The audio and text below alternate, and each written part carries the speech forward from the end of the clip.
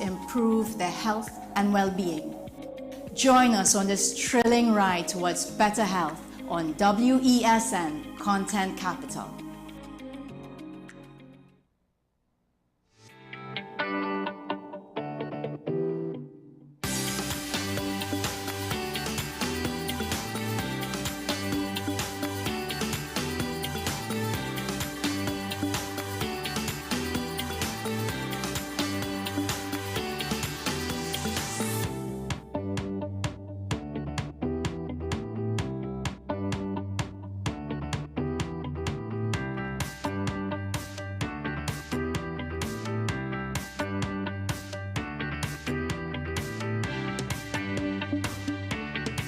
You are watching Strictly Legal on WESN Content Capital. Just give an overview of what exactly is that split arrangement.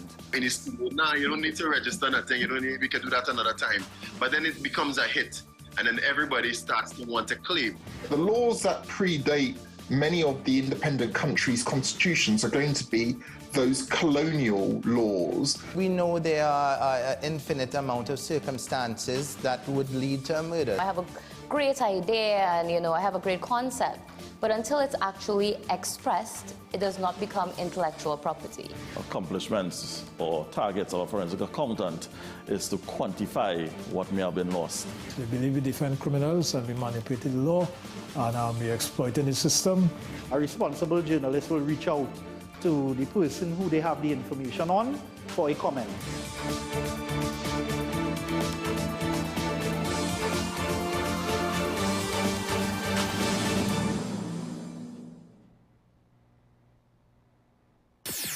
WESN.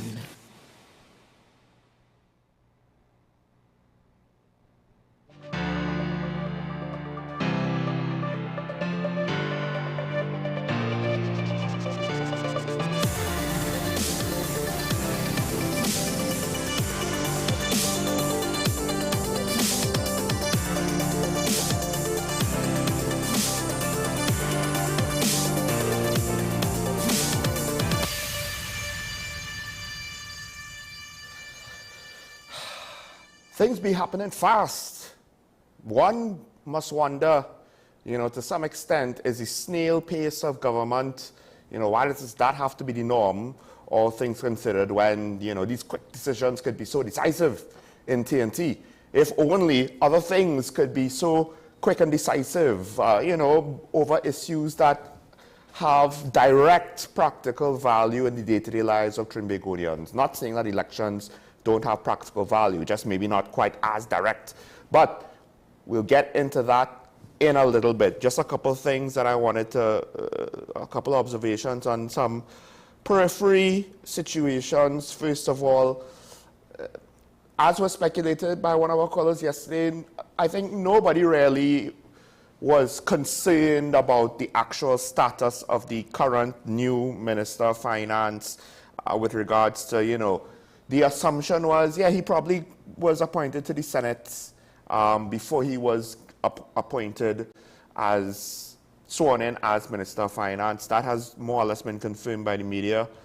It is what it is. It's one of those things where, and as pointed out by the caller, the president, no one is expecting Christine Kangaloo to make such egregious an error.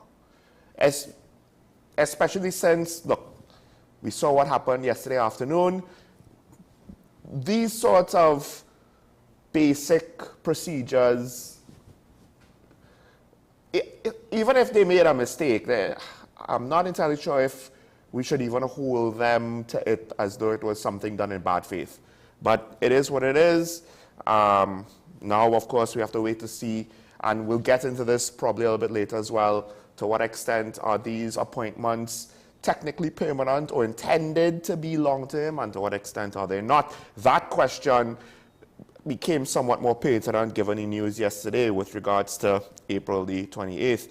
Now, another thing that I wanted to point out, and this is in conjunction, I've said before, I don't try to keep up with all the murders in the news. And the murders in the news doesn't even necessarily equate to all the murders in the country. It's rough to have to go and read these articles and the implications of the details that are revealed to the public. Because there was one incident that I guess I kind of ignored, only to realize later that technically I was acquainted to the victims' families. One of my friends was friends to the victim families, how they were killed, where they were killed, the implication of that. It just made me question, for people who don't want to be involved in the ugly side of society, the underbelly of the underworld. Yeah, poetic, I know, right? For people who want to stay away from the violence, that was an indicator where, no, it could still come for you. And this morning, there was not necessarily a similar murder in that regard, but it was similar in the sense that it seemed as though the victims were, at least to some extent, targeted. This was an SRP in a bar, apparently. Somebody just ran into the bar and shot one of the workers who ended up being an SRP. If he was targeted, there's a good chance that the killer knew he was an SRP. The killer was wearing a face mask and a hat, so it's questionable if eyewitnesses would be able to identify him, if there's any camera footage that he would be able to be identified. But the fact that the details that are reported, not necessarily that those details have to be true in the end, right? But that were reported implies it was targeted, implies they targeted someone who they knew to be an SRP.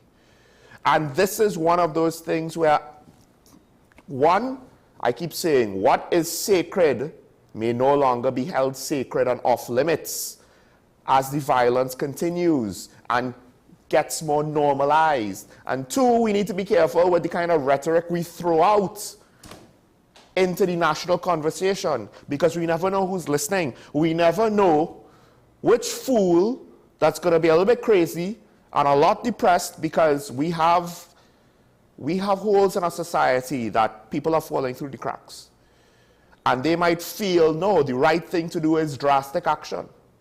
And that's why I was so taken aback by certain statements by the opposition leader. I think we've reached the point where we can't risk lighting that match, assuming that it's fine, everything is damp. No, we're sitting in a tinderbox.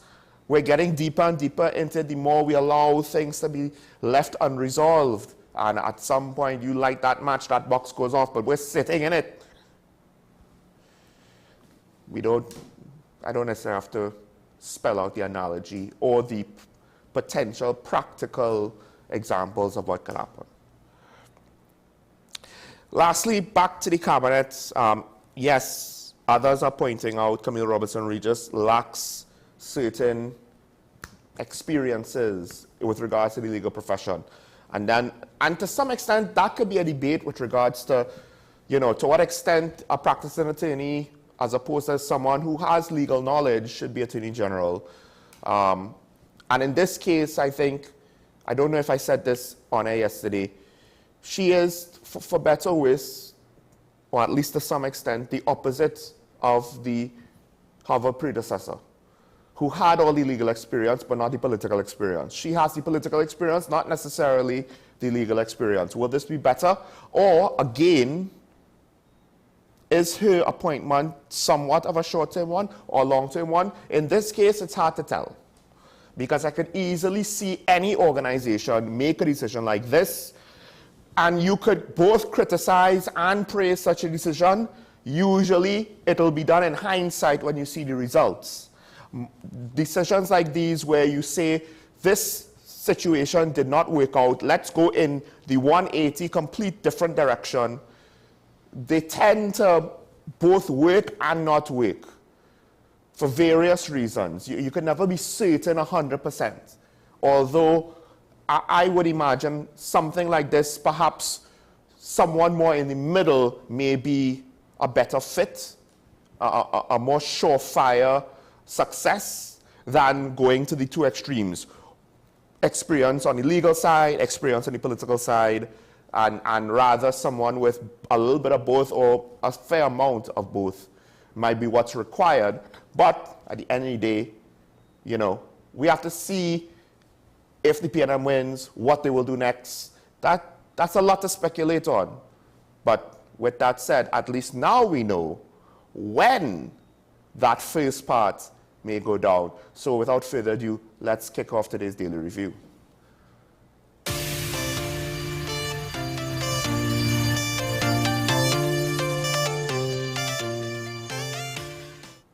So as I was alluding to, we got the news yesterday.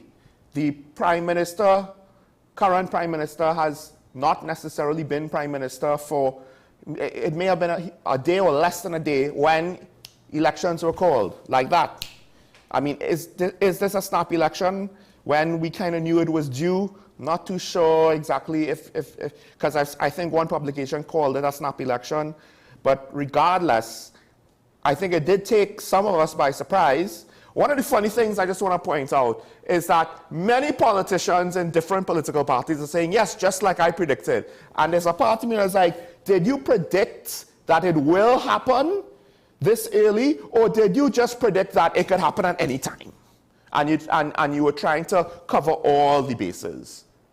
But the fact of the matter is, it is happening a little over a month away, unless my knowledge of the Gregorian calendar is off.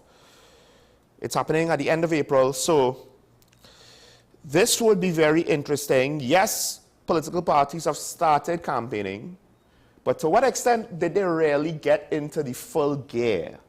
I wonder. And here's the thing.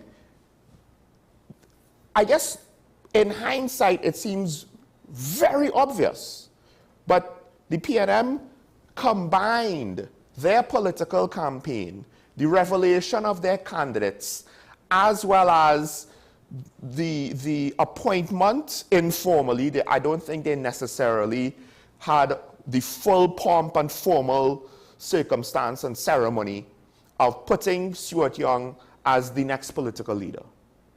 But for all intents and purposes, they used the rally they had on Sunday to accomplish multiple things.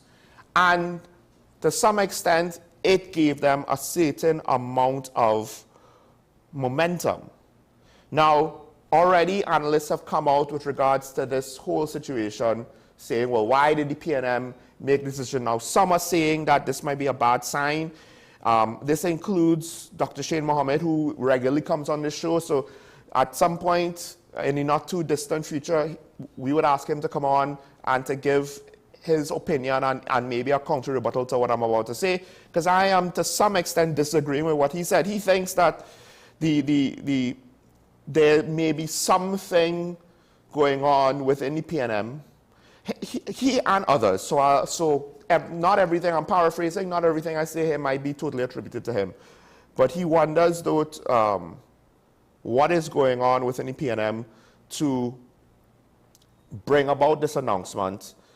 He's thinking that there are rumblings in the party that have never been settled, which could be true. I did say this is the first step. When Dr. Rowley, leaves the office of the Prime Minister of Trinidad and Tobago and Stuart Young has to take it, how will the PNM membership in the House, what will they actually do? And maybe they didn't actually do anything publicly, but maybe under the surface, there might be stuff going on. I'm not too sure, though, because he's saying because of that, they need to call the election. I think that would be too risky. I could be wrong, right? I could be very wrong. But I actually agree with others who are looking at the situation, because this is what I thought when the news hit and I was talking to a couple of people. I do believe one of them is Mariano Brown, who thinks that the latest developments signaled a carefully orchestrated internal timeline. That this was all intentional, that this was all pre-planned. I think another political analyst also had a similar opinion. And to some extent, I think it is. If we look at the current political landscape, we know that right now the PNM has more positive momentum than the opposition. We know this because of the NACTA polls. I know this to some extent because of opinions expressed by people to me privately with regards to they are not diehard PNM supporters. But how they view the situation, how they view Stuart Young has changed over the course of a couple of months. And the NACTA poll has showed that to some extent the country has responded positively to Dr. Rowley stepping down and Stuart Young being put a fresh face, not necessarily so fresh, but relatively speaking, he's not someone that's been in politics for 30 years. He's not one of those stalwarts that, you know, we tired see his face. Some people might say they're already tired after 10 years, but it's all relative, right?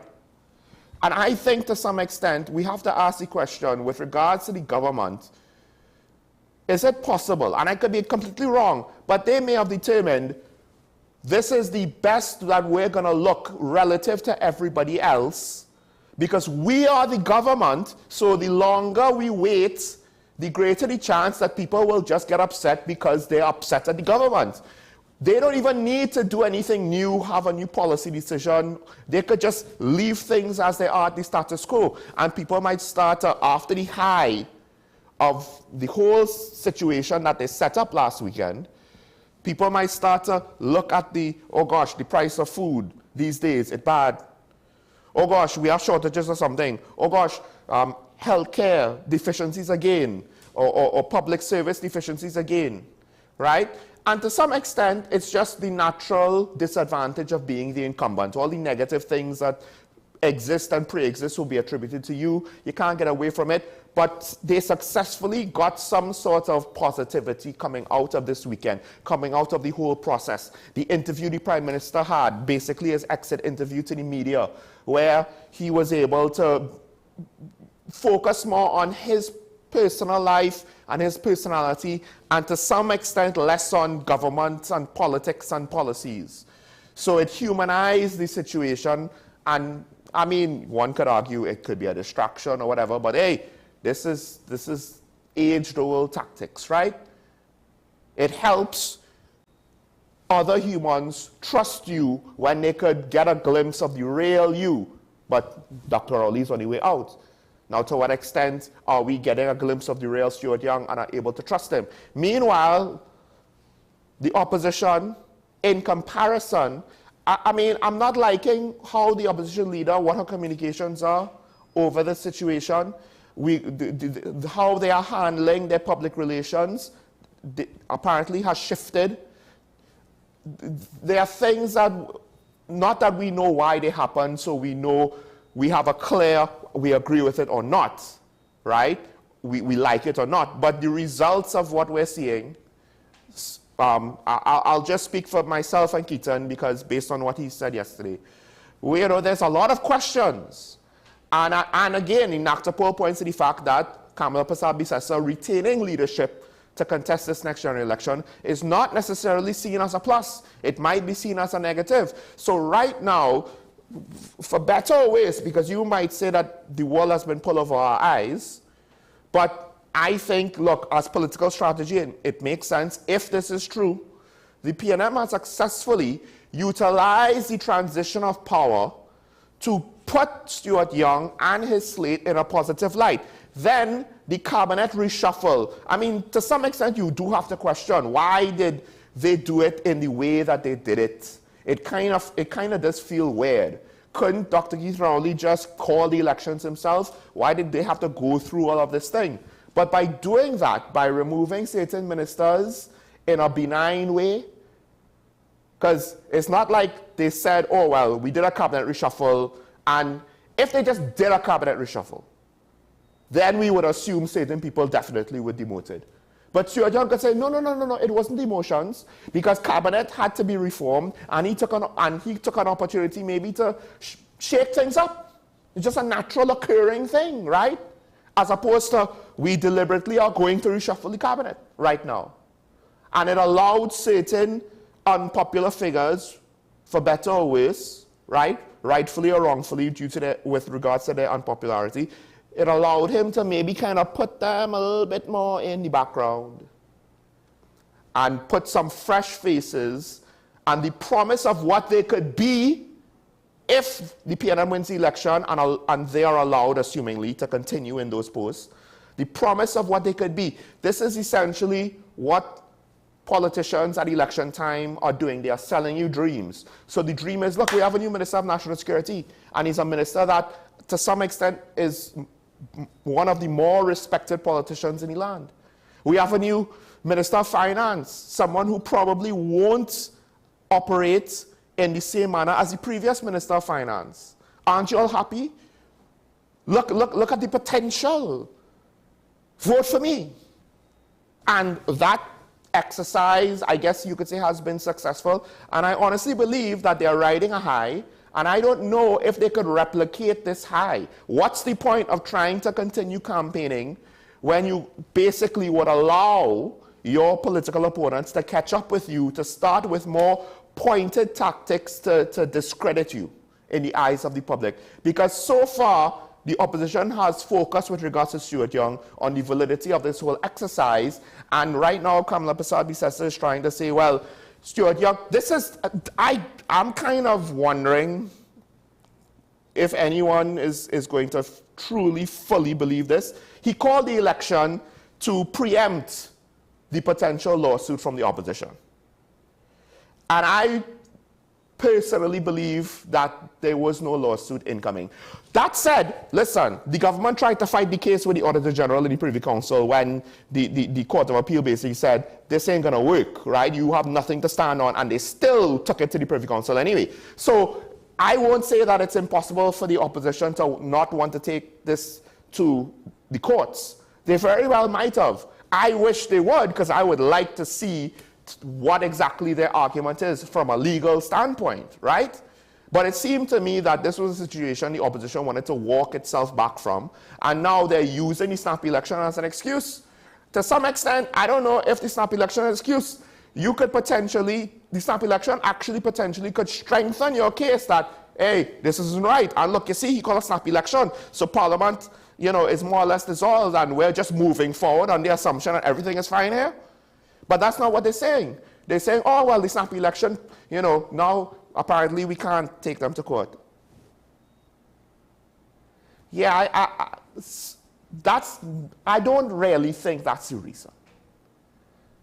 And it doesn't matter what the truth is. What matters is how are people going to respond to what the opposition is saying, if they believe it or not, if they think it's credible or not.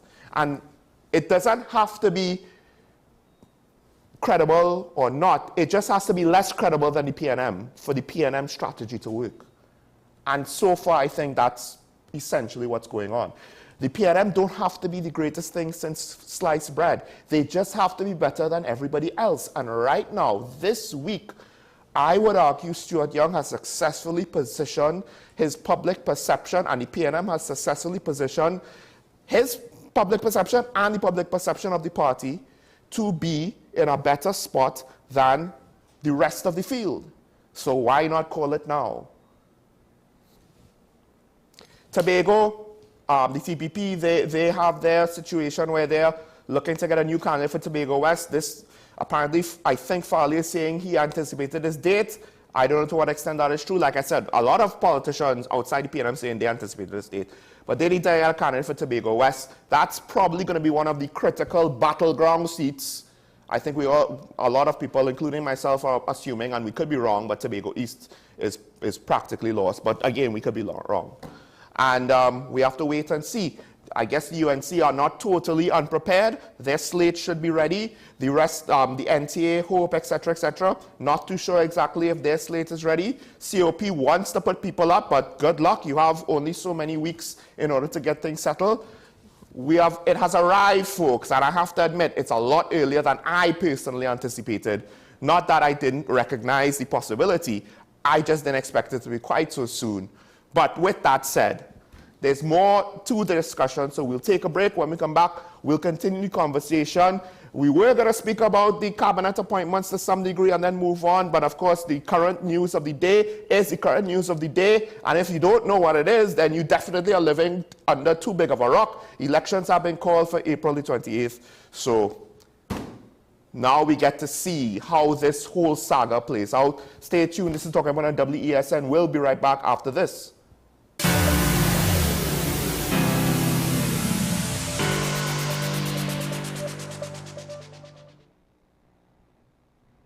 Do you need treatment for obesity or any related abdominal procedures? The community hospital now offers minimally invasive laparoscopic surgery done by an American-trained, board-certified surgeon with over 20 years' experience. Give us a call at 235-5479 for more information. The Community Hospital of Seventh-day Adventist, where good private health care is affordable. Our award-winning show is back, and this season promises to be even more exciting than before. What's Up, Doc isn't just a title.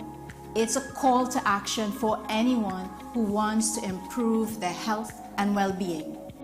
Join us on this thrilling ride towards better health on WESN Content Capital. This is Face of Sports, WESN Content Capital. How you felt about the kiss on the lip? That's the business. I'm nothing to do with that. I find that was distasteful. The national senior team, whether you like it or not, that is the model for all other teams to follow. I'm assuming that the regional requirement may be a much stricter requirement. This is not about Pro League and Super League. This is a league run by the Normalization Committee that I'm responsible for. Nobody expected FIFA to fund this arrangement. If we don't get a professional attitude towards this, we are doomed for failure. You break a balance, trip the leg, control the body. They ain't gonna stand put forever. Why you want the Chiefs to lose so? Why you want the Chiefs to lose so? They already have two. Lamar don't Why? have. You're jealous because you know the Chiefs getting closer to the Patriots. Let's go to the last part. No, Let's go to the last part.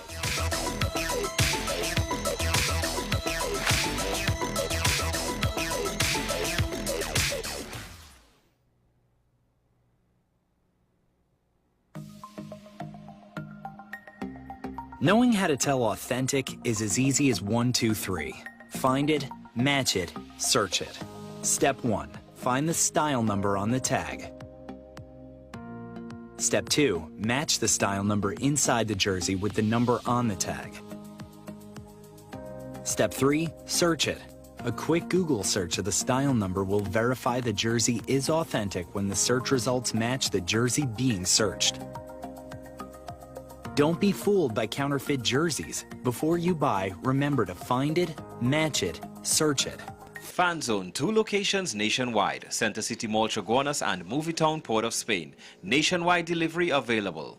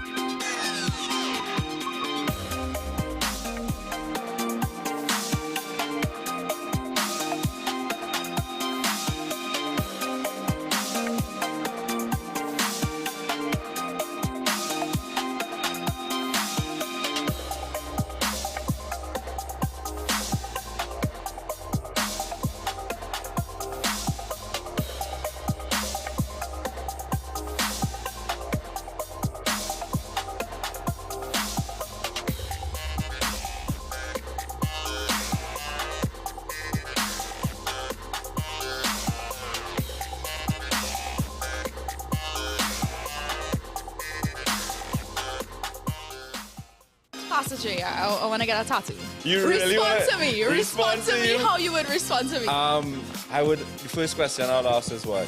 Controversial taboo topics. We get so consumed by church, we forget that we have to live the life of being a Christian outside of the Sunday. Like you say, we think going to a service makes us a Christian. Exactly. Yeah. Right. So here we are about to hear the second time Pastor J wanted to take a tattoo.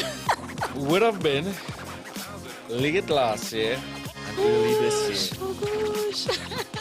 Unfiltered podcast with Pastor J and Ren. Between the Bank and the Gutter, a novel about street dwellers in Port of Spain. This is a book to make you both laugh and cry. Above all, it takes you to that special space that only street dwellers know. In this moving and riveting human interest story, Harry journeys from insanity to sanity while living on the streets of Port of Spain. Now available at Metropolitan Books, 12 Aripita Avenue, Woodbrook. Paper-based bookshop, 14 Alcazar Street, Woodbrook. WESN, 30A Gattaca Street, Woodbrook. And the home store branches located at Barataria, Shogunas, and East Gates Mall. Autographed copies now available on request. Also available from author Louis Lee Singh. I Used to Live in Heaven, Letters to My Granddaughters, Local Government in Trinidad, Conspiracy Against the People, and Closer to the Church.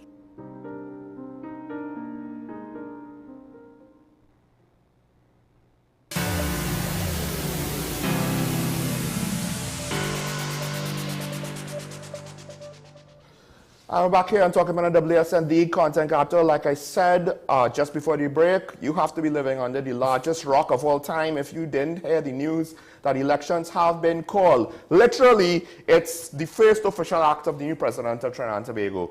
To some extent, Hollywood couldn't write a more dramatic script, I guess you could say, with regards to the timing of certain things. But with that said, there were already many things that we were going to talk about, myself, and of course I'm speaking about Karen Nessishera joining me once again as she does every week. Karen, good morning. Welcome back. Good morning to you, Sean, and I just wanted to say to your listeners and to you, I don't know if you recall a few weeks ago, and I based it on what I guess my political experience for what it is worth, that at the end of one of the shows a few weeks back, I said that they were going to call the elections either in the end of April or May.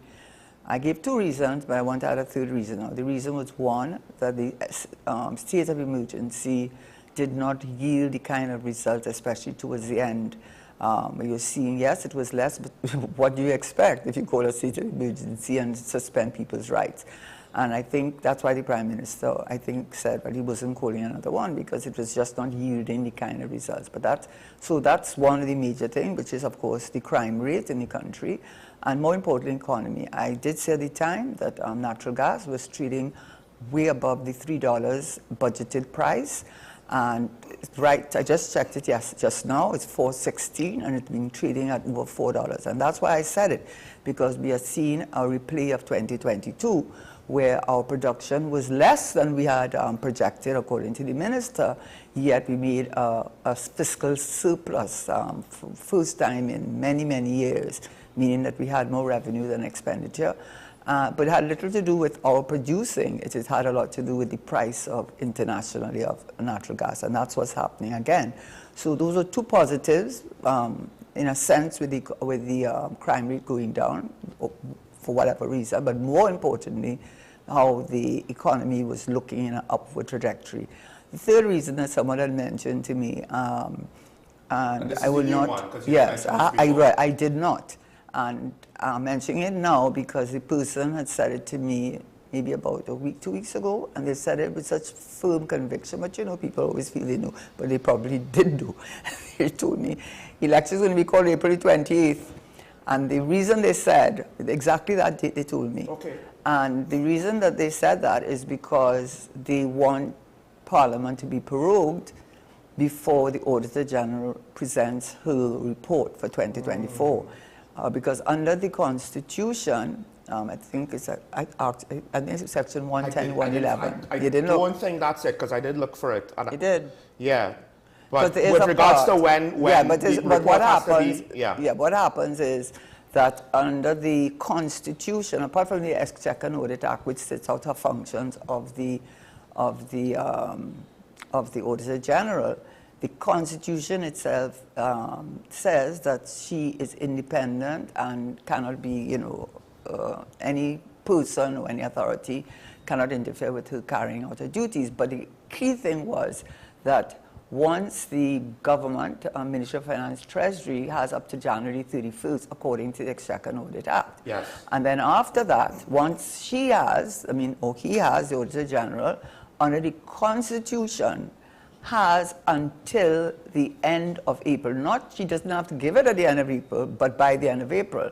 So I think that the person was saying that the reason they were doing that is because once Parliament is prorogued, the Auditor General cannot present her findings or her report to the President of the Senate or the Speaker of the House. Doesn't mean it has to be by the 28th, but what it says is that when she presents it to both houses, at the next sitting, it has to be laid in Parliament. Yeah. Now, I imagine the Auditor General is well aware of that, and I think it will be very unfair and very curious, and even, I think, it just doesn't speak well if we are deprived of the Auditor General's report of 2024, despite the Privy Council's ruling in 2023, and the Prime Minister saying, let's get rid of the Privy Council. I wonder why. Maybe that local government, when they got a tongue lashing for saying that current aldermen and councillors could serve another year. So you can't do that. You can't do that. They could only apply to those who are coming forward next. And then, of course, now you had the tongue lashing. Lady Simler keeping asking, but why is the Minister of Finance not part of this? So I suspect they don't want the Auditor General to lay her report before Parliament, and I hope that she does, because they are required by law that at the next sitting, once she presents it, to lay it before the both houses. And she doesn't have to lay it at the end of April. So that's all I have to say on that. Yeah, I'll just say that if we had an effective society of holding people to account, then something like this would only be a temporary reprieve. But I guess they're doing it because of the elections. They'll figure it out after the elections. They probably don't want the bad press before the elections. Yeah, because it's good. Because I could tell you that, together with the UK requiring us to have visas because of the explosion of gangs in this country, and of course, many of us would have seen that video, whatever you call it, this young man boasting, I'm not leaving England, money, and England has a lot of problems. England has about 1 million young people between the ages of 16 and 24 who are not working, either because they don't have the education, they're not looking for jobs, and because what they're getting by way of welfare receipts, to them, and it was in the papers, 16 to 24 age group. So they have a big problem with the young people having to support these people. And of course, you know that Britain was the country that did the Brexit. They're the ones that pulled away from the European Union. And so the whole world has become, at least the first world, if you want to call it that, has become very anti-immigration. So I think at the top of there, whether it's Germany, United States, wherever whatever country you want to look at, it has become very anti-immigration. And it is unfortunate that Trinidad, when I looked at a statistic that was presented, when they said 25 people out of population, and the population number was even wrong. They said 1.3 when CSO says it's now 1.5. Yeah. And but even using that 1.3, they're saying if you're looking at the number of persons who are seeking asylum seekers, people coming there to seek asylum, 25 out of a population of 1.3 at this time, they're saying amounts of 0.0004. So there's something more going on here. And I believe that this whole situation with the government, from the UK's point of view, failing to take a handle on the explosion of gangs in this country and the unlicensed guns entering through scanners that were not working for 5 years. That is what I just read yesterday, for 5 years. And they just said 2 of them, they said they were going to be commissioned in 2023 or 2024. But at any event, only 2 of the 4 that they say they have. Did you know that was the problem? So I think you have to understand the embassies have their people who are looking on. And I think they are sending a message to Trinidad. That is my take on it. That, okay, you may not have the most amount of asylum seekers on the basis, most of them being gang members, but we're sending a message to you. If you do not deal with your gang situation in your country, before you thought it was just the bad boys killing the bad boys who are not affecting you, well, it's affecting all of us. I have a daughter in England. I'm sure many people here have family members living in England. So now you understand when the government fails to deal with gangs and fails to deal with crime and fails to deal with the unlicensed guns entering the country and fails to deal with the explosion of murder these embassies are looking on and sending a strong message to Trinidad and Tobago. It's almost prohibitive in nature to say to you that if you don't clear up your act, this is the price your people, decent, law-abiding people, are going to pay for something that you thought would only affect a small group of people. And that is an indictment on the government, apart from the fact that you have pictures of the Prime Minister and his wife, or late former Prime Minister, having a 1 million back pay and a salary of 47% increase in his salary, while you're telling people don't get more than 0 or 0.004%. So things, so this news about the natural gas is a good news for them, and it's better they stop the SOE because it's not been working as it should. So that's my take on it, and of course the Auditor General issue. Right, so before we move on to the other things, there is one more thing to address because it hit the papers. Yes. And this is not necessarily something, I'll be honest, this is not stuff that we generally cover. We don't necessarily tread in these waters. I think we've only done it once, maybe twice, and both of us probably would have been content to just let sleeping dogs lie, but it's in the public sphere now, and we don't want to seem as though we are suppressing anything or covering up anything. So just with regards to your leaving hope. Yes, and I think that's a fair thing, because it really, as we discussed it, you know, we were of half a mind, but it really would not look good if we ignored something that was in the papers. So all I will say with regard to that, I read the explanation that the leader of Hope gave, and my comment to that is that, well, if that's what he said, that's what he said, and I have no comment to make, and I will not be making any comment on why I left. I have left, and unequivocally, I have left, and I will not be making any comment, and I think that's about it, because there's nowhere else to go with that story. So, anyhow. Now, of course, elections have been called. Right. Before we could even have you on the show to speak about the new cabinet and what it may or may not mean, elections have been called. Yeah. But there still may be some individuals that warrant some amount of discussion, because I guess the jury is out, you know, other people, myself included, but I've read in the papers today, they're looking at some of the appointments maybe being caretakers that are not expected to be long-term. I don't know if Adrian Leonce is gonna end up in the Senate to continue as a member of cabinet, because he withdrew his candidacy as an MP. So the expectations is he's on the way out, but he was made a minister maybe just for whatever reason to hold it down, to give him the opportunity, you know, as a parting thing, because it's not going to be for long or what have you. But there are others, of course, now there are questions, you know, how long term is it with regards to the Minister of Finance, the new Attorney General, the Minister of National Security, etc., etc. So, I mean, I'm not sure where you want to start. I think Minister of Finance is a good place to start, because one, and I'm going to try as much as possible that I can be objective, because I try always to be objective about things. I do think it is a caretaker position. I'm not saying that once the elections is over, should the people, PNM win, that he would not be appointed permanently as Minister of Finance. I'm not saying that. I can't say that.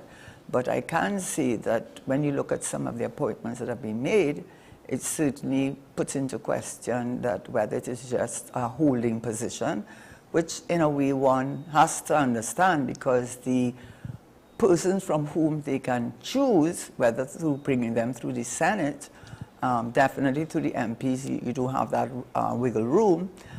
So let's start with the Minister of Finance, Vishnu Danpal. So this is my assessment. He was the most senior, the most senior permanent secretary was someone else, and highly respected, highly regarded by all ministers and by the government and by other administrations, that is for sure. He, I think, was the most senior of the deputy permanent secretaries. What would I say? I would say he was a very pleasant person. I would say that he was a very accommodating person. He had been there for many, many years as a deputy PS, and I think at one time he went off to the IMF, which is part of the ability, you know, get that additional technical training. He definitely got that. So I also will say that in my experience dealing with him, I would say that he was an honest person. I never felt that, that he was otherwise. However, if I am going to give a correct or my perspective, and I don't think it was mine alone, it's a view of many people, he had a very laissez-faire attitude and was not, let us put this way, he did not give a sense of urgency. And when it came to projects and whatever had to be done, his manner was always very, very, very laid back. So much so that I had him on projects and I just did not, I just either didn't include him or didn't expect him to turn up or didn't expect him to contribute.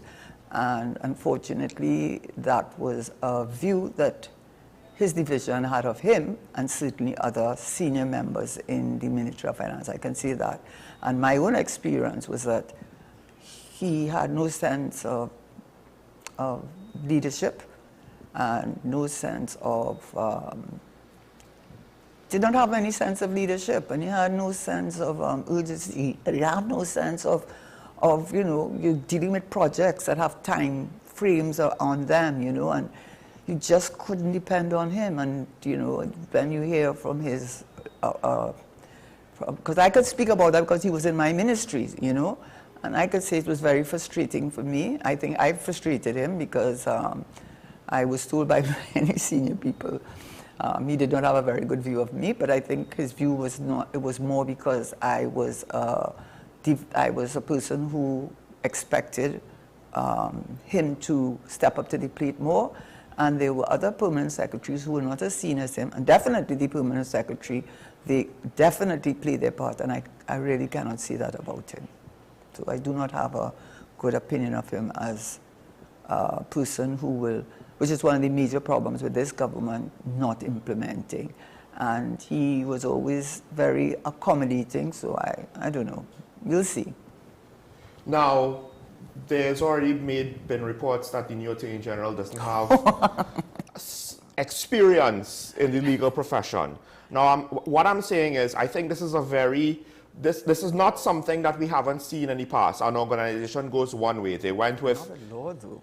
Well, I mean, but I'm just saying, we have seen organizations, they select someone who is lacking in one area, so so if that doesn't work out, they go the other direction. Reginald Amor, he wasn't necessarily a career politician, so now they pick the career politician, right? Reginald Amor had the legal experience, but not the political experience. Now we have the political experience without the legal experience. I'm not saying it's right, but I am saying this is a very natural decision. Entities, organizations, whether it's a business, a government, a political party, an NGO, that they make. One way didn't work, so we might try to overcompensate and go completely in the other direction. Well, I would say when it comes, first of all, you know, when you form a government, it's in our constitution. The two offices that you must fill is that of the Prime Minister and Attorney General. And your Attorney General certainly is someone you expect, because you're heading up the AG department, and you have to have a good understanding of constitutional law, public law, administrative law. And if we have a report that she does not even have a practicing certificate, it means that she has not had any need for it because she has not practiced law. I don't know how long that has been the case, but what is more troubling is that I don't know that she has, you know, when Reginald Amor was chosen, I think a lot of people welcome that. Also, Martineau, when he was Attorney General, everyone welcomed him because he had the gravitas, he had the experience, and he had the respect and the reputation, and well-earned reputation. I don't know that Camille Robertson-Regis enjoys that, except as head of the Women's League or something like that, or having been part of it and being the... she's, what is the term? The head of government business in the House? Yes, yes. So she does have a senior position in government. But we're talking about, you see... In Parliament. A lot of the positions, you could use me as an example if you want. Right, you have a senior... I was a lawyer. I am a lawyer. But I also did my MBA and I did international relations. So a lot of people understandably said, she doesn't have any experience in finance specifically. Why choose her? So I could understand once here. But you see, when it comes to specific things like law, you just have to be really highly respected. And what is troubling too are two things. One, and in fact, the First Citizen Bank credit card. I was offered it, and I said, no, I don't want it. And I said, because after what I saw happen with her, I do not want to put myself in that position. And it was really very damning on her, because when you read the FCB ARG thing, it is very, very troubling to see what was put on that credit card. I mean, things that concerned a wig. I mean, I'm looking for this at 90s. Everything is quoted in US dollars, right? She had an overdraft of $174,000, but I mean, the things, I had a list of the things that were that were on that card, and you know, it was astounding. How could you make a mistake between your private credit card and the government credit card? The government credit card is for government business, and it not just once, you did it over and over again, which goes to, it has to go to character. It must go to character when you have abuse of a credit card, and you must know you have many years experience in the government. And that is, I mean, as Attorney General, you're going to want to look at a person who you have trust and confidence in. I had the numbers, you know. Oh, it was just shocking to me when I read, and they rolled it out, all the things that she had put on that credit card. It cannot be a mistake that she did it, right? It cannot be a mistake that she did it. And it is very worrying that she would have done something like that. And on top of that, we also have that whole thing about transferring $148,000 from Republic Bank to First Citizen Bank. And one of the transfers that in cash, I mean, that alone, everybody know you have a bank draft. The cash, that alone will make you concerned. And then when the bank said that she had to give a statement of where the funds came from, according to the report which I'm trying to look for, she gave a statement of September the 1st or September the 18th, but she did not address the day, give an account for the source of funds for the day, which was the day in question, to explain the source of funds of $92,000 or $93,000 that was deposited. And then what she did, when she would not answer that specific question, she closed down the account, and by closing down the account, she could no longer be their client. This according to the newspapers, so she didn't have to answer it. So you must be concerned that she was covering it up, and the medical thing. Oh, look at it! I found it now. It said purchase of clothing at Max Better Dresses, New York, US $259. Then 2006, purchase of items at Bits and Pieces for $607.81. Purchase of items of Lighthouse Lighting Corporation, New York, for $3,118.99 in New York, that is. And then they produced, the card has a limit of US $10,000. I said, according to the controller report, Robertson incurred an expense of $10,951 in April, which was described as private use, another in May for the same purpose, the sum of $26,000, $3,052, and the biggest in June of $176,643. And when they asked her about, she said it was for medical coverage, they noted that the Bits and Pieces New York in Broadway, that was a leading wig and hairpiece emporium, and also when it came to the medical thing, it involved American Fertility Services, and also the bank statement also listed 2 cash withdrawals at Independence Way. So anyhow, the point was that they said that you know, that she abused her ministerial power, and what they're saying is that before they kept asking her for exactly for the $93,000 that she deposited in First Citizen, which she would not give an answer to. She would not give an answer to that. And at the end of the day, she closed off that account, And by closing off the account, I believe they said that she no longer had to answer it. So that's not good. That's not good for any minister. And for Attorney General who does not have a medical certificate, is not known to practice law, as far as I'm aware, and to have two issues, first with the 140,000 in cash and then her credit card. I can't understand the thinking. So that's two of them. And I'm using the data from the papers, not my data. All right. Let's leave that there. Those are two important positions. Those are two important ones. I mean, to some extent, I don't know Mr. Dan Paul personally, so I have to concede some people have questions. Right. I just spoke from my experience. Right. The opposition being in the position that they are, some people might not take the criticisms from the opposition as seriously. But I think at least with the Attorney General, other stakeholders have pointed out the fact that, you know, just based on her experience, is she the best person in the job? I'm not entirely sure. But one of the interesting things is that debate has essentially been kind of put to the side because of the election. So even if she is reappointed, they might have successfully sort of preempted the initial, how could they make this decision, you know, is this the right decision, etc., etc. And it might be just a caretaker position until the election. So now, moving on now to the elections themselves. Well, not to the elections themselves. There was, the opposition did bring it up. I find the way how the opposition has framed their arguments over this issue have been ineffectual at best and incendiary and irresponsible, you know, at the worst. But there was, I mean, there is some legitimate questions with regards to the process the government undertook to transition from Dr. Heath Rowley to Stuart Young. And in fact, after seeing the election date call, two people actually posed the question, you know, this situation, it has to be intentional, but you still left the question, why did they kind of do the thing that they do in any manner of which they did it, if they're going to call the election anyway so soon? But with regards to Stuart Young himself, and it brings into question now, in a way in which it has not really been brought up recently, at least.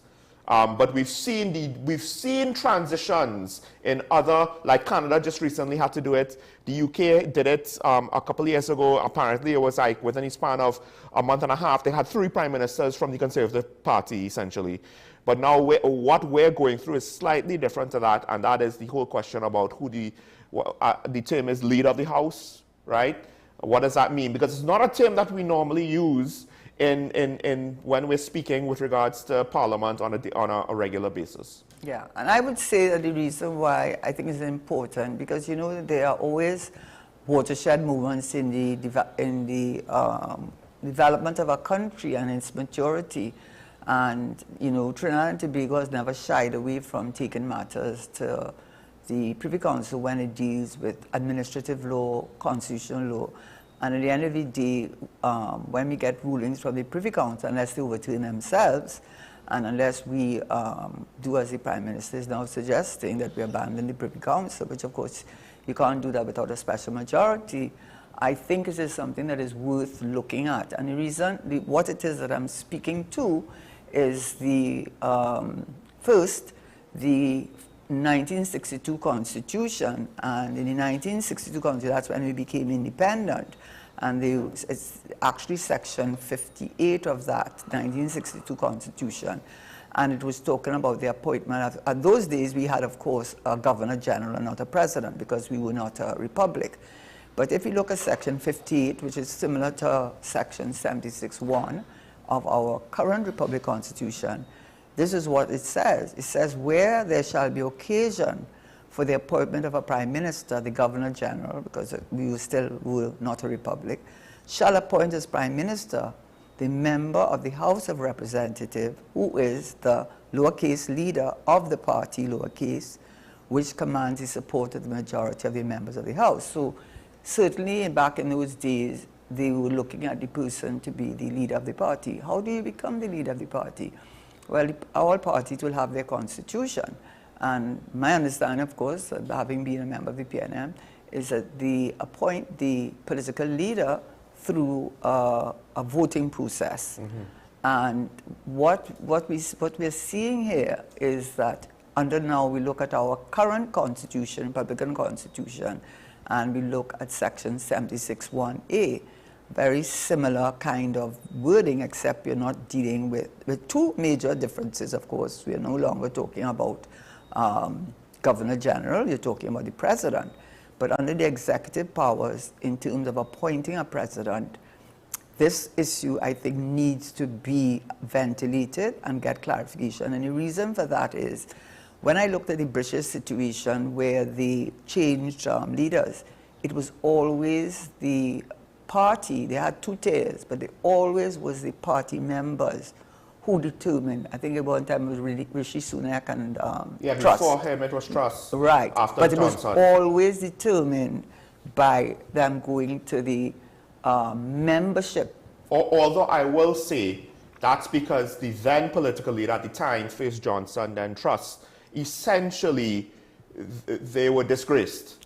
It doesn't matter how it comes out, because if you read the section 76A, it doesn't say when the occasion arises for the appointment of Prime Minister. It doesn't tell you when the Prime Minister dies, when the Prime Minister is sick, when the Prime Minister is found to be guilty. No, it is very broad, so it gives you a lot of leeway in terms of what would be the reason. And in this case, in their case, they clearly were not happy with her, but that is not the point. The point is that when it came to deciding who would then become the Prime Minister, there was a vote on that. And now we have our section 761, where it says under our constitution, our current constitution, A in particular, it says where there's occasion for the appointment, where there's occasion, it doesn't tell you what the occasion has to be, right? It could be the death of a Prime Minister in office, it could be illness of a Prime Minister, or in this case a resignation. It doesn't specify what the occasion has to be.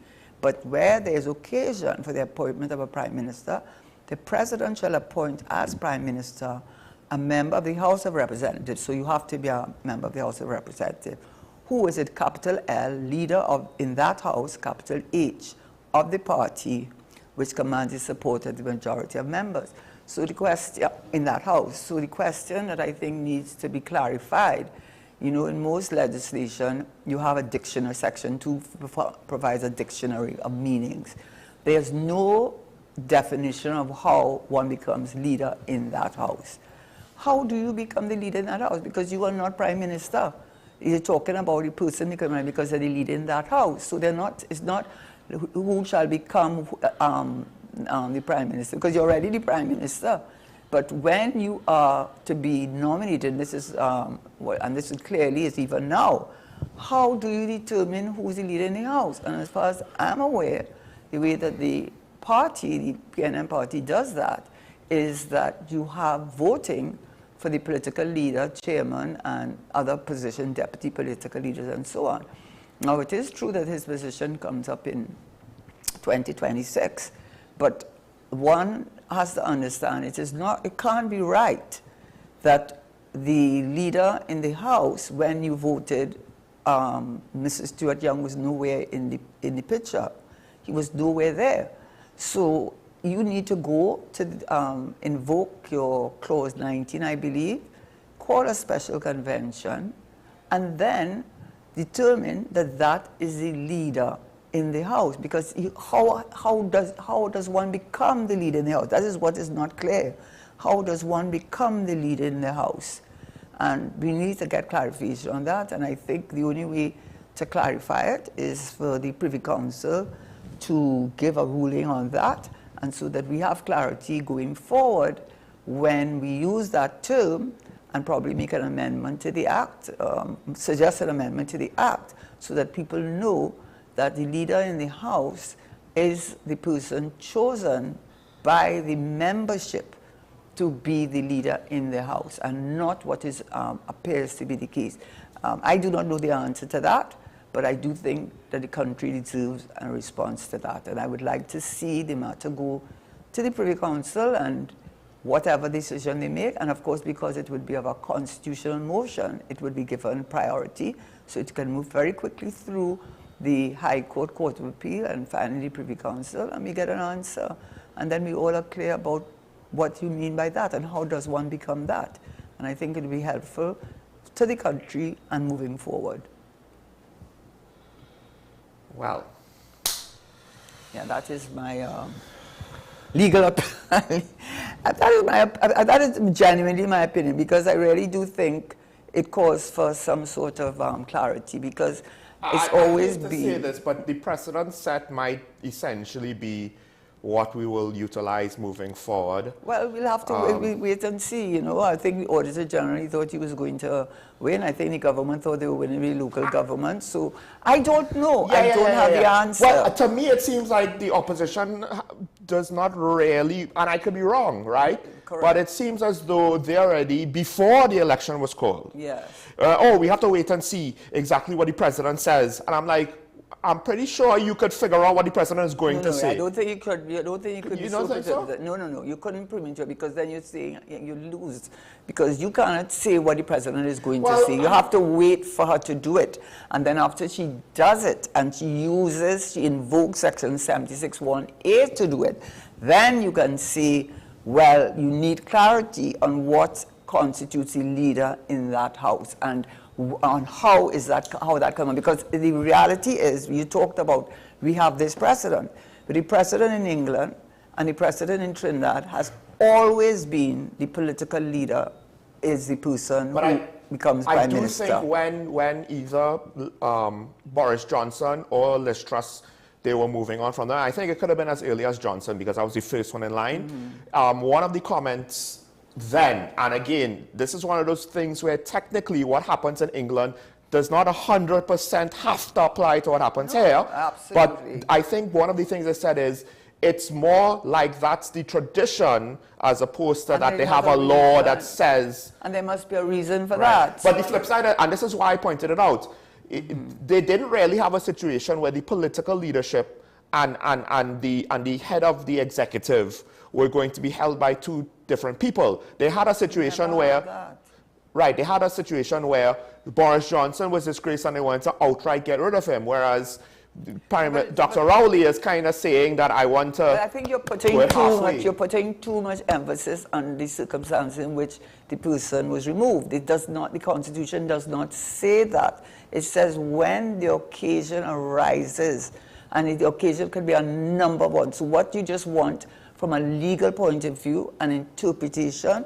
because in England, every time that a person is the leader who is chosen by the membership of the party, he is the person who leads them into election and becomes prime minister. You don't have somebody different being a political leader and someone different being the prime minister. This is a case where it might be a stronger case if it was someone within the PNM. Challenging the situation, because it deals with the internal. Because if the party basically says we're fine with it, I know it doesn't matter. I know it doesn't matter. You know that is why you need to have an attorney general who know the law. You know. I mean, we have a call on the line. The last thing I'll say, I kind of got frustrated. The last two attorney generals kept having to get consultations with senior counsel. So I'm starting to think they're like, what's the point of having an attorney general that knows the law? They're going to just have to look at senior counsels anyway. No, but sometimes matters can be very complicated, so you need to have the benefit of senior counsel. Karen, I am not the prime minister, so I don't need an attorney general. You know what you need? You need a privy council, and whatever the privy council rules, that's it. Again, maybe that's why I wonder what the CCJ will rule in a situation like this. Okay. Diego Martin, call back, please. I'm sorry. We were in mid-conversation. I don't know if maybe that was the wrong phone line or what have you. Or we were talking. Right. Yeah, you could call back. I understand, but I feel as though, and perhaps even like the situation is not being treated the way that it should to get us some proper result. We have a Rook on the line. Good morning, caller. You're on the air. Yes, good morning. Morning. Okay. Concerning the calling for election, all right? I am just wondering that even though it was a call election, but am I on the air? Yes, you're on the air. Go ahead. Because right. I'm just wondering, with this new dispensation going on here right now, right? They had their members, their representatives paraded in Woodford Square, Okay? Yeah. You appoint a new prime minister, no problem. I have no problem with that. But one day after appoint a new prime minister, they call the election. Yeah. So what I want to find out is really, my basic point is, did that cause the new swearing and everything? Did that cost the public any money? For the swearing ceremony and all this thing that went on there? Did it cost the taxpayers any money at all? I mean, that I think is, because just for one day, if you had to spend money for that, right, when you could have just called the election, the Sunday while you vote for square or whatever. That is my opinion and my point I want to raise. All right, thank you. Thank you, caller. You see, that's the trick. Like, I guess the question would be, it probably did cost money for the ceremony. How much did it cost? Is it significant enough for it to be a concern or not? I have no idea. But you bring up the wider question of why did we go through this whole process of swearing in new people when you could have just, Dr. Rowley could have called the election and handled this. It's politics. And that's understandable. I don't think any other party, to be fair, would not have done the same thing if because they want to show, yes, because they want to show the strength of support they have. And number two, you do not know who underwrote that thing. It may not have been the public funds. It may be people who support the party. We have Marval on the line. Good morning, caller. You're on here. Caller, morning. Hi, good morning. Morning, morning. I want to ask this question. If Dr. Rowley is still the leader of the party, right? And PNM come and win the election, could he go back as Prime Minister? No, he won't be in Parliament. He won't be in He won't be in the House because he's not a candidate for the House. He's not a candidate for the House? Yes. Okay. Because I was trying to figure out how we could be still leader of the country and he's not Prime Minister. That's two different roles there. Yeah. So that's what I was wondering. Yeah. Huh? No, yeah, Of sorry, the I party. don't, yes, which is a different thing to leader of the country. Yeah, because it's so mixed up. If you could be, you still the leader of the party, but you're not the Prime Minister, how that works? Because the first time this happened. Well, which is what we which discussed. is what we were discussing. I think the Privy Council has to decide that. So in the long term, it really probably does not work. And Tobago was the example of that when Watson Duke was the head of the party, but not the head of the THA. But like that showed you an extreme example of it not working out.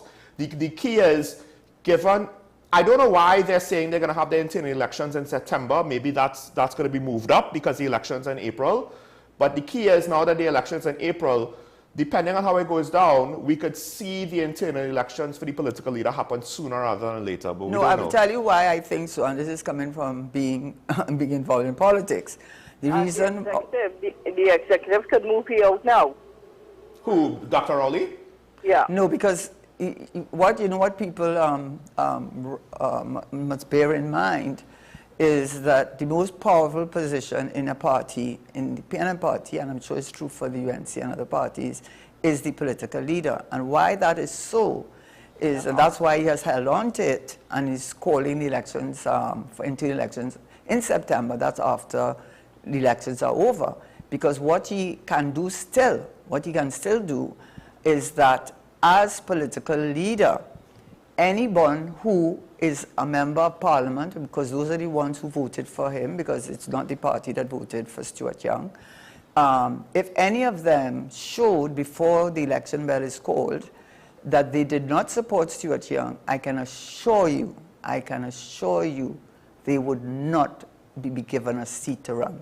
They would not be given, and that's why if you see the silence and if you appears the thing, I do not know what will happen at the end, I can't say, but I do know that if I were in that position and I wanted to be an MP, I certainly would not speak out against Stuart Young, and I certainly would not vote against him. And that is why he's holding on to it, because as political leader, he still has the major say in who is given a seat to run. Remember Amy Brown? Amy Brown got 0 constituents. That's not by chance. That's not by chance he didn't get any. Okay, so I was inside there, and I know how those things operate. And because he's still only just blocking him from anybody. Well, he can become a senator if they This is what, Dr. Rowley? No, I'm talking about Amy Brown. Yes. What you do with Amy Brown now, and you know, you can't underestimate him, because remember, he's still a member of parliament.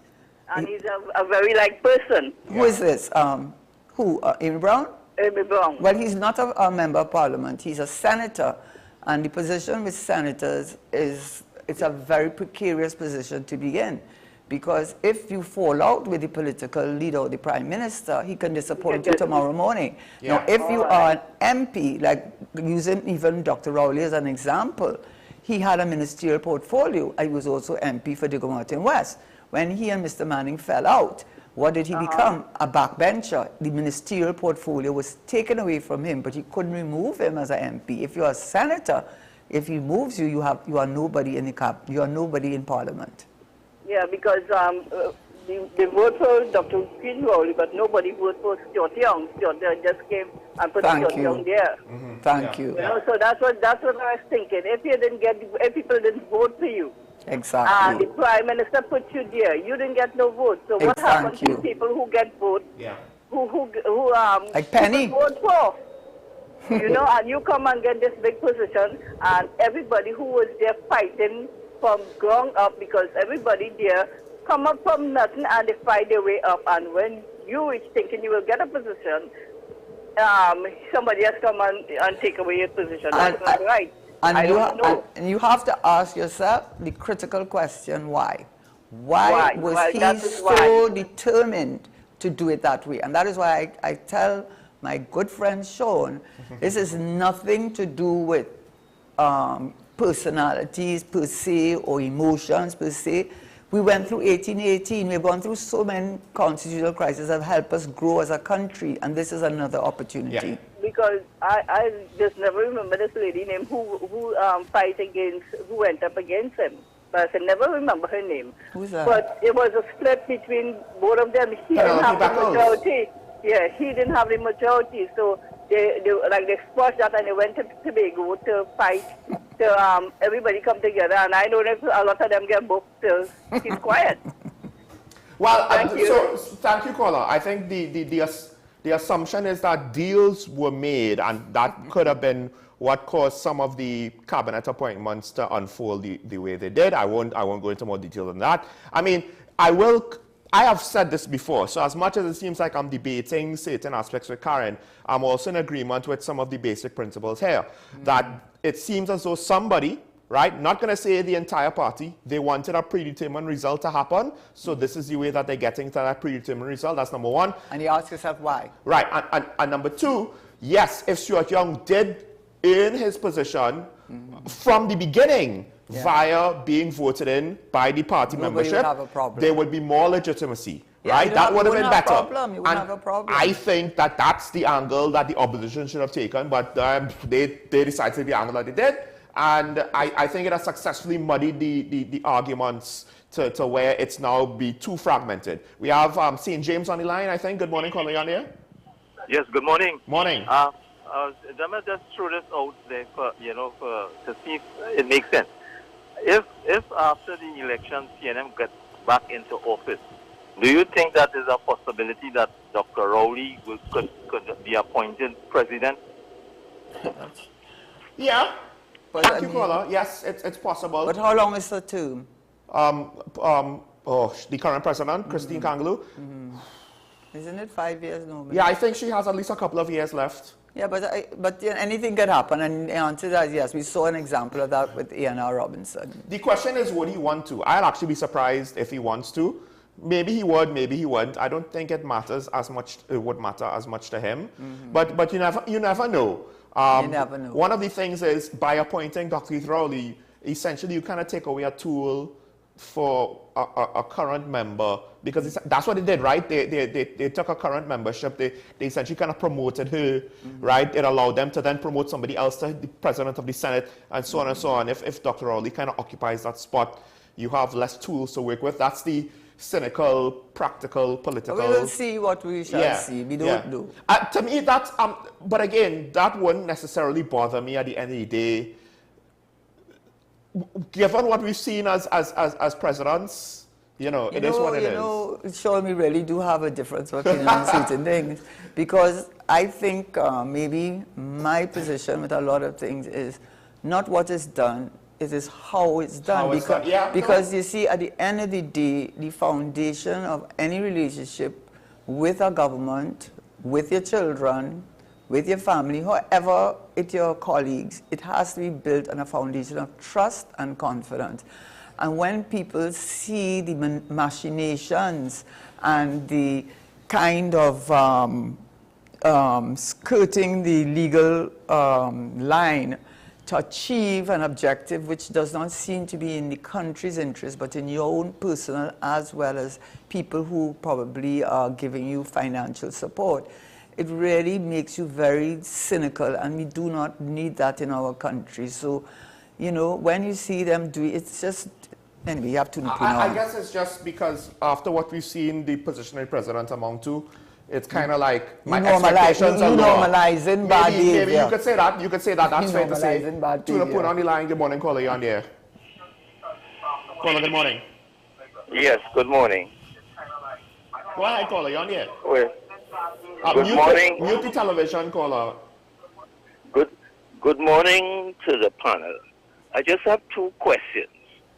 The first one is, can the opposition still pursue the question of the legality of Seo Jeong's appointment as Prime Minister, given the quotation of Leonard Kahneman Teixeira on the constitutional provisions? And the second one,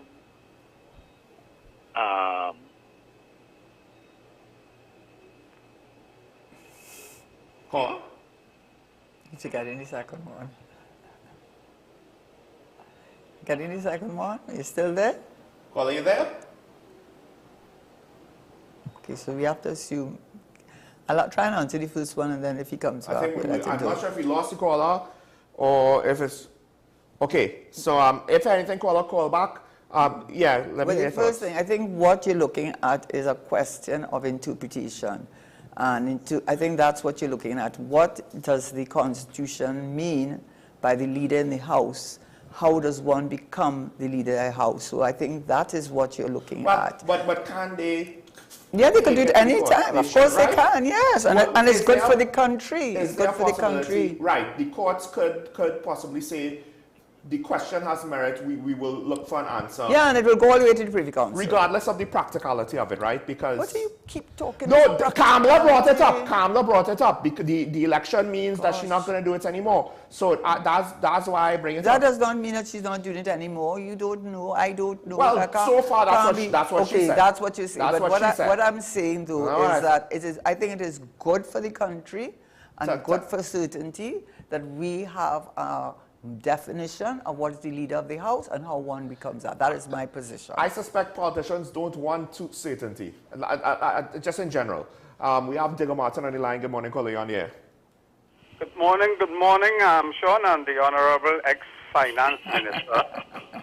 A couple of quick questions, and this is to you, Karen. As a former student of international relationship, let's discuss the performance of a fella who was the High Commissioner, Dan Paul. And I thought his response, I think I bring up this issue yesterday, Yes. was pathetic with respect. They were ambushed with respect to the visa. Everybody know when you go through international relations, one of the basic things, you have to hobnob in that political sphere to get people to drink and to get information.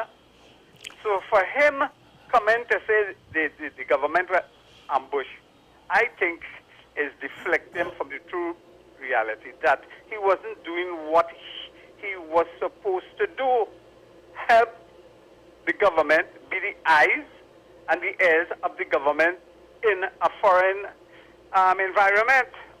So I think that as crossing him out as an honest and transparent person. The other issue is that it's all over the places. Social media is not.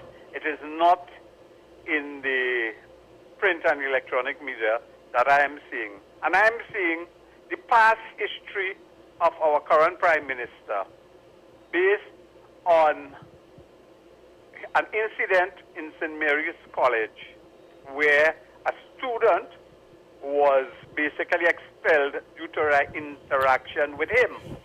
And he was portrayed, I don't know if it was an honest investigation with the board, because his father was on the board of, that is Stuart's father was on the board of CIC, and the guy was expelled. I think he is in Canada now, and there's a lot of posting teachers and things.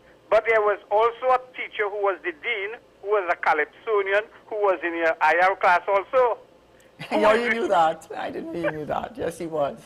You're right. And you know, I'm not calling names because yes, I think he was. But no, they called his name actually in one of the thing, and the short pants. Okay, I will do that for you. Yeah. The thing is, why is he avoiding pronouncement on this issue? Because he sang on it. You know, he was against the guy. He was defending the guy who they threw out of St. Mary's, and the guy didn't do his exam because apparently they were saying the current gentleman who is in the OPM office was basically displaying the same sort of behavior that our current former Prime Minister was doing. He was bully-like in his approach. I go and have a nice morning. Well, to correct you on one thing, I didn't read the article, but the Guardian did report it. Yes. Yeah, it was in the Guardian. And I will say that no one, in particular now, there are two ways you can deal with things: ignore. But it has been 3 points of view that we got. We got the point of view of the brother of the student that was expelled. Then you got the point of view of a schoolmate reinforcing what he said. And then the other one was a former teacher and actually mentioned, you know, McIntosh, Mr. McIntosh, who is the correct name, because I did do international relations with him, and saying that he sang on it. And what is very troubling about that is that his father, Mr. Young, Richard Young, with whom I had a good relation when I was a minister, but you know, can't take anything of that for nothing. That means nothing in politics, I can assure you. But that he was at the time, I think, head of the St. Mary's Boys, maybe past People's Association, but also he was CEO of Scotiabank. And the fact that the persons who were bullying this young man were not themselves disciplined, but this young man a few days before, and there has been no response to that, is very troubling. Because St. Mary's, let me just say right now, show my hand, I have at least 100 years of association with things, starting with my grandfather, with my father, and all his brothers, my son, my grandson. And bullying is part of the problem in St. Mary's College. And I do see that they seem to be taking a much stricter position with regard to bullying there, because it has had an impact. So I think that the Prime Minister, I don't care if it was 33 years ago, it says a lot about him. It says a lot about Mr. Young, and it says a lot about St. Mary's at the time. And I do hope that he has changed, though we'll see. We have Tunapuna, hopefully this is Tunapuna back, or another caller. Good morning, caller. You on here? Yes, good morning. Yeah. You have a caller, is it the same caller? Do you have the second question? Yes, okay, right. Good morning. Yes. I heard it. I have heard it said, you know, that the current Prime Minister, Stuart Young, is eligible for the pension of a Prime Minister, as he's been, yes, as he's now Prime Minister. My question is there not a period within which the person has to serve in that office before being eligible for that thing? Because it seems absurd to me, but I got the impression that, you must have been 5 years at least. That is true. It was when I was in government. I think you had to serve 2 terms before you were eligible for a pension, not just 1 term. So it must be that they made changes to the law, because I will say subject to being corrected, but even if you serve a day, in the role of Prime Minister, you become entitled to the, well, not the back pay will be for one day, but the pension would apply to you, because I think once you've held that post, and that is the critical decision making in regard to the Prime Ministership, and that must have been by a change in the law, because the UNC leader did go on record and say, well, if the Salary Review Commission has made these changes, so be it. So it seems that they do not think that it is what has happened is against the law, and it's absurd that this gentleman can sit there for a few weeks and get a pension like that. Yeah. And so many people are suffering in this country.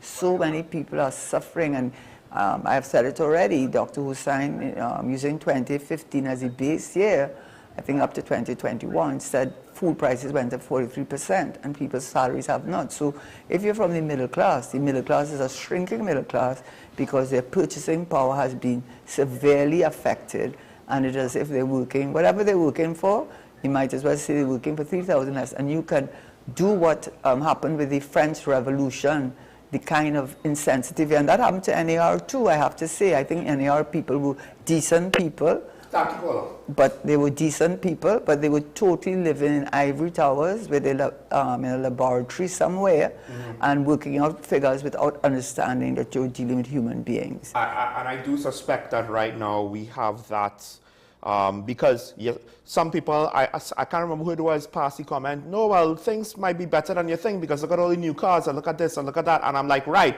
for a certain section of the economy, either they're managing or they're thriving.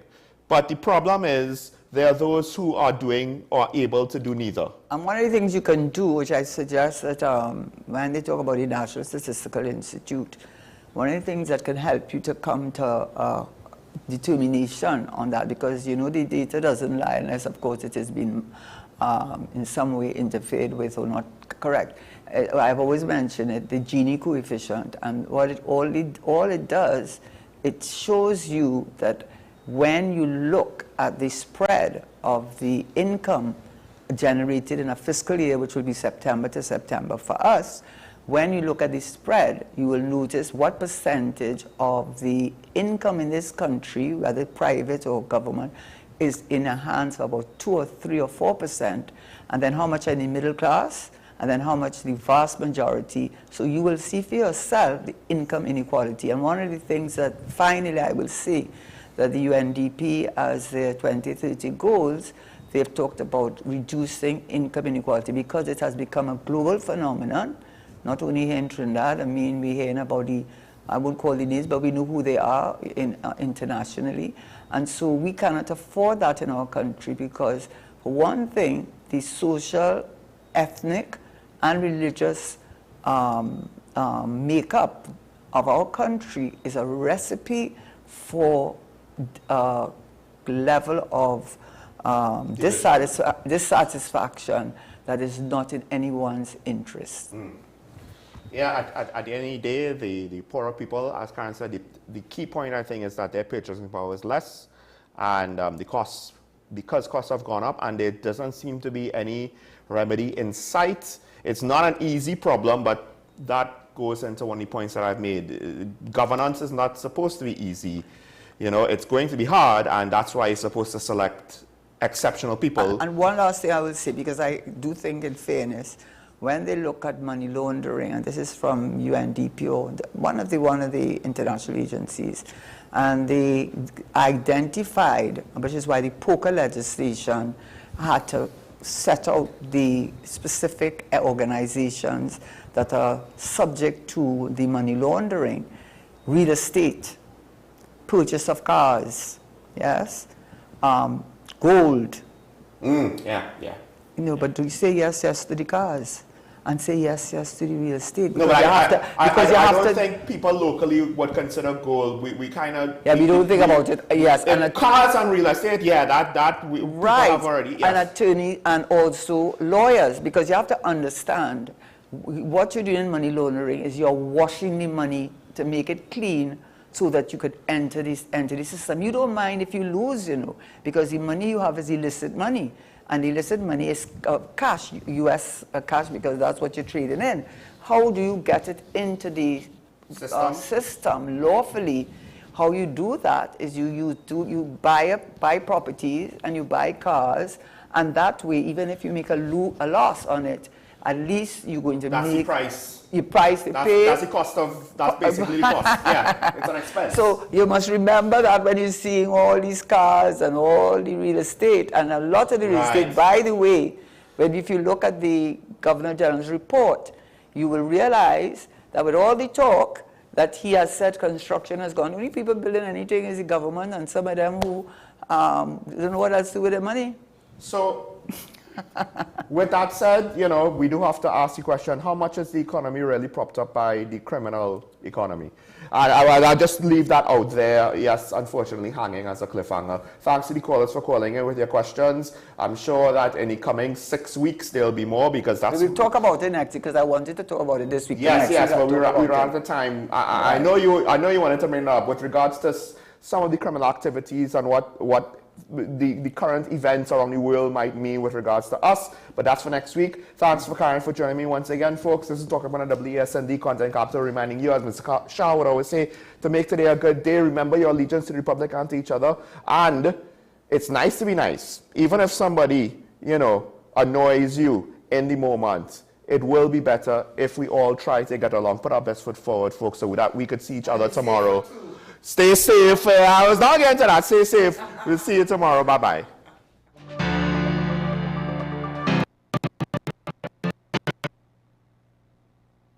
The documents will take time to sift through, and that some passages were blocked out. There must be something really, really sensitive for them to redact a paragraph or a page or multiple pages in a document like that. You know, some of it's about Cuba, some of it's about what the CIA did or didn't do relative to Lee Harvey Oswald. So there are going to be surprises in there, but I just don't think there are going to be that many surprises about JFK's assassination. The government investigation concluded that 24-year-old Lee Harvey Oswald acted alone in Kennedy's